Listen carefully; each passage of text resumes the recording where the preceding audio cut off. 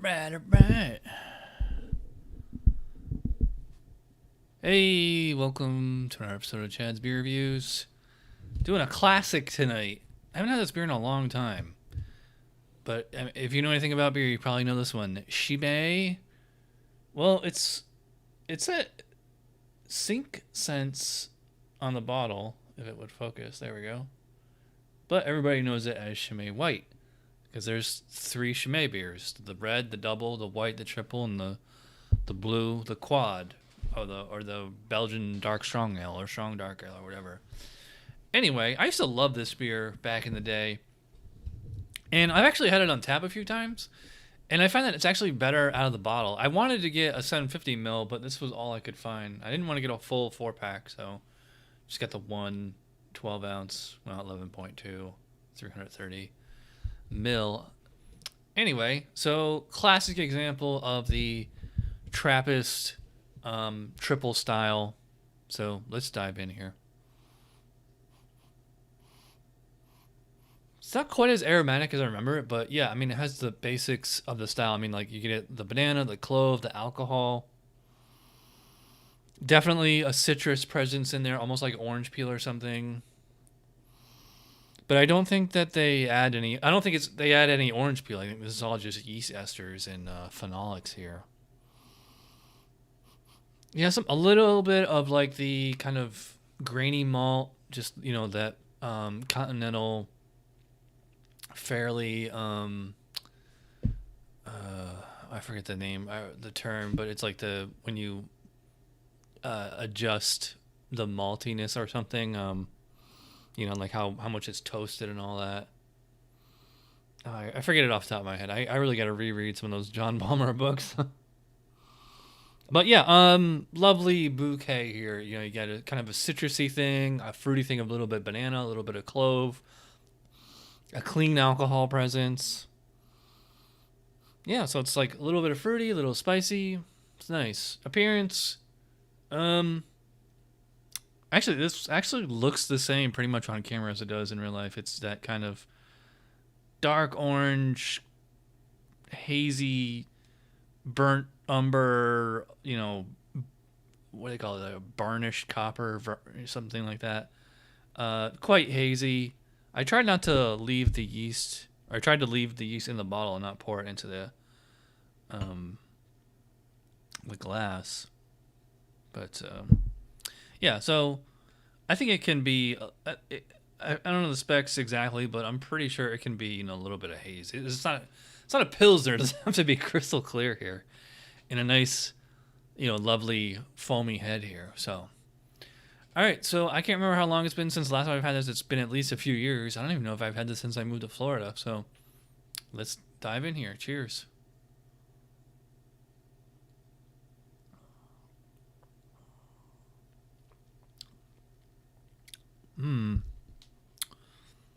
Tastes pretty good. I was worried because I got this at the beer museum down the street.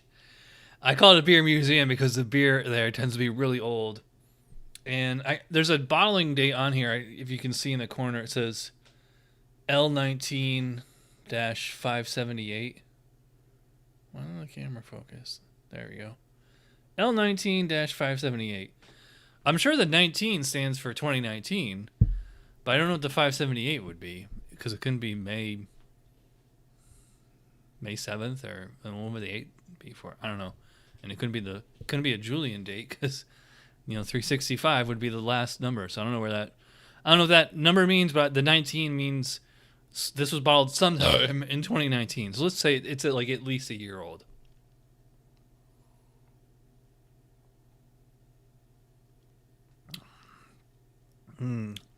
This is a lot more bready than I remember, and it's a lot more bready than the nose would indicate, because it's getting like a lot of maltiness on here.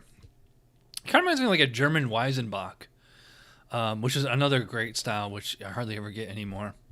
So you are getting like just like this, and there's some oxidation here too, because I am getting kind of like that yellow lollipop character, but because the maltiness is pretty intense and the yeast esters and phenolics are pretty intense, they're overriding that oxidation. So it's like the oxidation is pretty much a background note, but the base flavors are still there.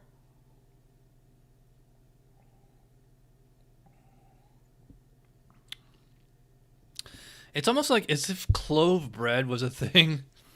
Maybe like banana bread with clove spice. Almost, and again, there is like an orange essence to it, like almost like a marmalade flavor.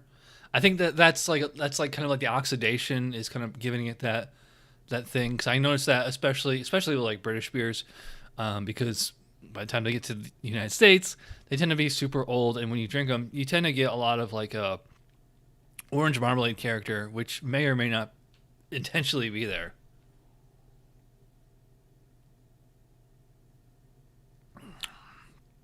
It's interesting. Like the mouthfeel on this is like quite full. I mean, I'd probably say it's like a medium full body, but at the same time, the carbonation is also very, very high. It's like this high, like,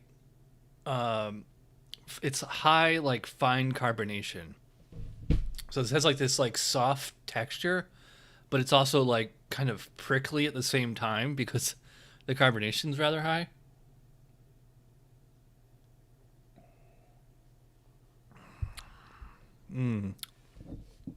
As it's warming up, like more flavors are coming out. It's getting a little bit more fruity. I just wanted to bring up the specs on this real quick. Let's see, 26C Belgian triple. Just wanted to go to mouthfeel. Medium light to medium body, although lighter than the substantial gravity would suggest. Highly carbonated, yeah. The alcohol content is deceptive and has little to no obvious warming sensation. Always effervescent, yeah. Speaking of the alcohol, yeah, it's not in your face. It's quite subtle, but what's the ABV on this? 8, I think. Yeah, 8%. I don't know. The alcohol is about the same as like it would be in like an 8% double IPA. It's about the same intensity. So it's there. It's not in your face, but at the same time, you can't completely ignore it either. Overall impression: a pale, somewhat spicy, dry, strong Trappist ale with a pleasant rounded malt flavor and firm bitterness.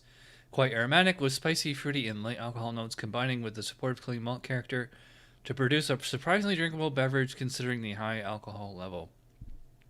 I agree. Yeah, it is actually. I should have mentioned that the beer actually, even though it is bready and has like kind of like the orange flavor, the banana flavor, it is kind of on the dry side because like dry in that it's not sweet because I think a beer can be bready and malty without it being like super rich or sickly sweet.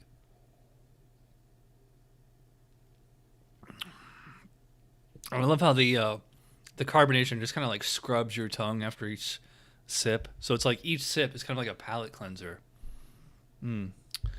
What else we got on here? Flavor: marriage of spicy, fruity, and alcohol flavor supported by soft, rounded, grainy, sweet malt impression, occasionally with a very light honey note. Yeah, I mean, what I was saying, like kind of orange marmalade. Yeah, I guess kind of like a honey kind of thing.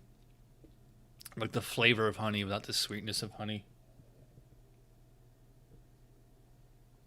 I like to like each sip I'm taking now. I'm just kind of like letting it sit on my tongue and just kind of dance around there for a second. It feels good and it tastes really good too.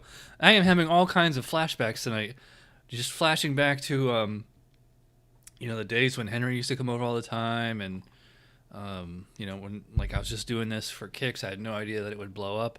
Although I think I was getting more views back then than I am now.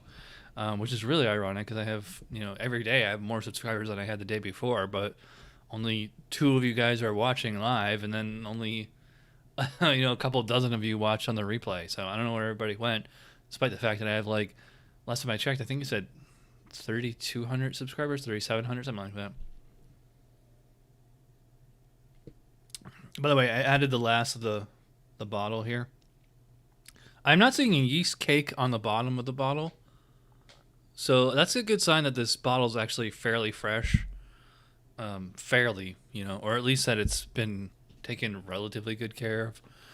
Anyway, I'm rambling. So let's review this thing. This particular bottle, Is good, maybe very good. I would not call it amazing.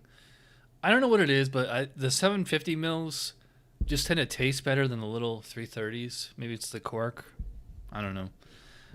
But yeah, this is, I mean, for its style, I mean, it's on the list of, commercial examples. Chimay thinks that, yeah, it's the second one on there. Although they go by alphabetical order. A good starter triple. I think I like the St. Bernardus triple a little better. The West Mall that one's really good. Le Finement, yeah, I love that one. What else is on here? Affligem triple. I don't know if I've had that one. Watu triple. Yeah, that's St. Bernardus. And there's some American ones like Victory Golden Monkey. That one's really good. In fact, you can actually get that at Wawa. Yeah, that's a very Americanized version of the style. Maybe I'll get that. And I have another triple in the fridge. So we'll probably do that tomorrow or the next day. So anyway, I am rambling as always. And this was not a Tavor review, but if you want to sign up for Tavor and get all your beer mail ordered like I do, link in the description below, you're going to get $10 off your first purchase. And it lets them know that I sent you. So thanks for watching, and I will see you probably tomorrow.